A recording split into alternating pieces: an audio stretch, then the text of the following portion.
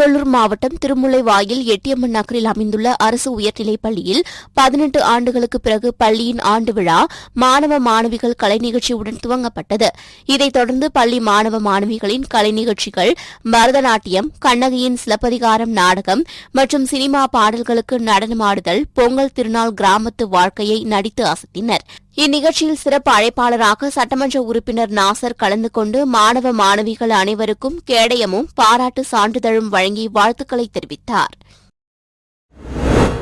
சென்னை பூந்தமல்லி அடுத்த பானவேடு தோட்டம் பகுதியில் உள்ள மெட்ரோ சிட்டியில் பொங்கல் திருநாள் கொண்டாடப்பட்டது. இதில் SPE கட்டுமான நிறுவனம் அனைத்து தொழிலாளர்களுடன் முதலாளி என்ற பாகுபாடின்றி குழும தலைவர் புகழேந்தி மற்றும் இயக்குநர்கள் லோகேஷ், சரவணன், கதிரவன் உள்ளிட்டோர் தலைமையில் பொங்கல் விழாவை கொண்டாடினர். இதனைத் தொடர்ந்து 500க்கும் மேற்பட்ட தொழிலாளர்களுக்கு புத்தாடை வழங்கப்பட்டது. இதில் வட மாநில தொழிலாளர்களும் கலந்து கொண்டு பொங்கல் திருநாளை கொண்டாடி மகிழ்ந்தது குறிப்பிடத்தக்கது. சென்னை திருவொற்றியூரில் திமுக சார்பில் கட்சியின் தொண்டர்கள், நிர்வாகிகள், பாக முகவர்களுக்கான புத்தாடை, பொங்கலுக்கு தேவையான பொருட்கள் மற்றும் கரும்பு அடங்கிய தொகுப்புகளை வழங்கும் நிகழ்ச்சி நடைபெற்றது. மண்டல குழு தலைவர் தனியரசு ஏற்பாட்டில் நடைபெற்ற இந்நிகழ்ச்சியில் திமுக அமைப்பு செயலாளர் RS பாரதி கலந்து கொண்டு பொங்கலுக்கு தேவையான பொருட்களை வழங்கினார்.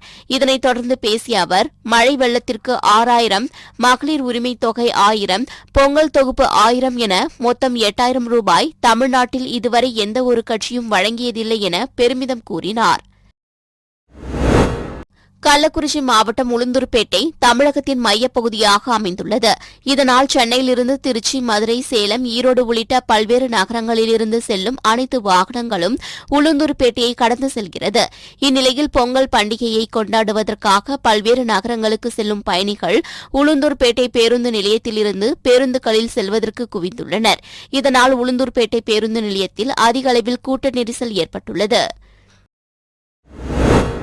கடலூர் மாவட்டம் வேப்பூர் தனியார் திருமண மண்டபத்தில் திமுக நல்லூர் வடக்கு ஒன்றிய செயலாளர் கோவிந்தசாமி தலைமையில் செயல் வீரர்கள் கூட்டம் நடைபெற்றது. இக்கூட்டத்தில் முதலமைச்சர் ஸ்டாலின் பிறந்த நாளான மார்ச் 1ஆம் தேதி நல்லூர் வடக்கு ஒன்றியத்தில் உள்ள அறிஞர் அண்ணா சிலை, தந்தை பெரியார் சிலை, திமுக கொடிமேடைகள், கொடிக்கம்பங்கள், கல்வெட்டுகள் ஆகியவற்றை புதுப்பித்து கட்சியின் கொடியை ஏற்றி ஏழை எளியோர்கள், பள்ளி மாணவர்களுக்கு நலத்திட்ட உதவிகள் வழங்கிட வேண்டும். ஜனவரி 21ஆம் தேதி சேலத்தில் நடைபெறவுள்ள திமுக இளைஞரணி 2வது மாநில மாநாட்டிற்கு நல்லூர் வடக்கு ஒன்றியத்திலிருந்து அதிக அளவில் திரளாக கலந்து கொண்டு மாநாட்டை சிறப்பிக்க வேண்டும் உள்ளிட்ட பல்வேறு தீர்மானங்கள் நிறைவேற்றப்பட்டன.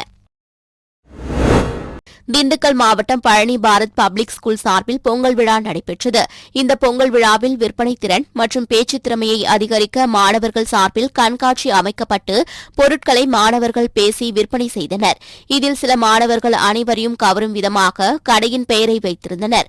மேலும் மாணவ மாணவிகள் தங்களது கைகளால் செய்த கைவினைப் பொருட்களையும் காட்சிப்படுத்தினர். குழந்தைகளுக்கு பாரம்பரியத்தை உணர்த்தும் விதமாக பாரம்பரிய உடை அணிந்தும் பொங்கல் வைத்தும் தமிழர்களின் வீர விளையாட்டு பற்றியும் மாணவர்களுக்கு எடுத்துரைக்கும் விதமாக கண்காட்சி வைக்கப்பட்டது. கடலூர் மாவட்டம் பண்ருட்டி சிவிக் எக்ஸ்னோரா சங்கம் சார்பில் நடைபெற்ற புகையில்லா போகி கொண்டாடுவோம் என்ற விழிப்புணர்வு பேரணியை நகரமன்ற தலைவர் ராஜேந்திரன் தலைமை தாங்கி துவங்கி வைத்தார்.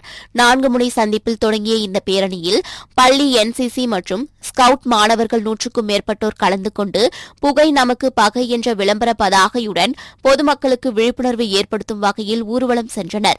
மேலும் அச்சங்கத்தின் சார்பில் டயர், பிளாஸ்டிக் பொருட்கள் மற்றும் துணி, காகிதம் போன்றவற்றை எரிக்க வேண்டாம் என்று விழிப்புணர்வு ஏற்படுத்தும் வகையில் பொதுமக்களுக்கு துண்டறிக்கை வழங்கப்பட்டது.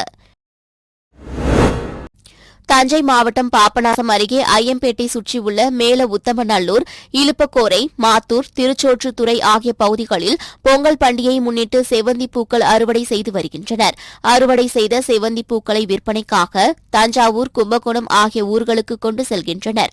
ஆனால் 1 கிலோ செவ்வந்திப்பூ 60 ரூபாய் முதல் 70 ரூபாய் வரை மட்டுமே விலை போவதாகவும் 150 ரூபாய் வரை விலை போனால் மட்டுமே செலவு செய்த தொகையாவது கிடைக்கும் என்றும் விவசாயிகள் கூறுகின்றனர். மேலும் பருவம் தவறி மழை பெய்ததால் பூ மொட்டுக்கள் உதிர்ந்து பூக்களின் விளைச்சல் குறைந்துள்ளதாகவும் வேதனை தெரிவித்துள்ளனர். எனவே சம்பந்தப்பட்ட அதிகாரிகள் உடனடியாக ஆய்வு செய்து நெற்பயிர்களைப் போல் செவ்வந்தி பூவிற்கும் நிவாரணம் வழங்க தமிழக அரசு நடவடிக்கை எடுக்க வேண்டும் என கோரிக்கையும் விடுத்துள்ளனர். ஐயம்பேட்டை அருகில் உள்ள மேல உத்தமநல்லூர் நாங்கள் ஜெவந்தி பூ வச்சுருக்குறோம். எங்களுக்கு சரியானபடி மழை நேரம் தவறி மழை பெஞ்சதுனால எங்களுக்கு விவசாயம் ரொம்ப பாதிக்குது. இதனால் எங்களுக்கு இருக்கிற பூவெல்லாம் ரொம்ப சேதமாயிடுச்சு.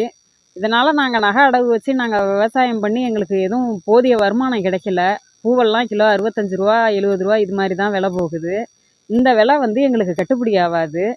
அரசாங்கம் எங்களுக்கு இந்த விலை ரூ. 150 அந்த மாதிரி எங்களுக்கு கொஞ்சம் விலை அதிகமாக போனால் தான் எங்களுக்கு இது கட்டுப்படி ஆகும். நாங்கள் நகையெல்லாம் அடகு வச்சு விவசாயம் பண்ணியிருக்கோம். ஒரு ஏக்கருக்கு 3 லட்சம் ரூபா கிட்ட செலவு பண்ணியிருக்கோம். எங்களுக்கு ஆனால் இப்போ இருக்கிறது போதிய வருமானம் கிடைக்கல.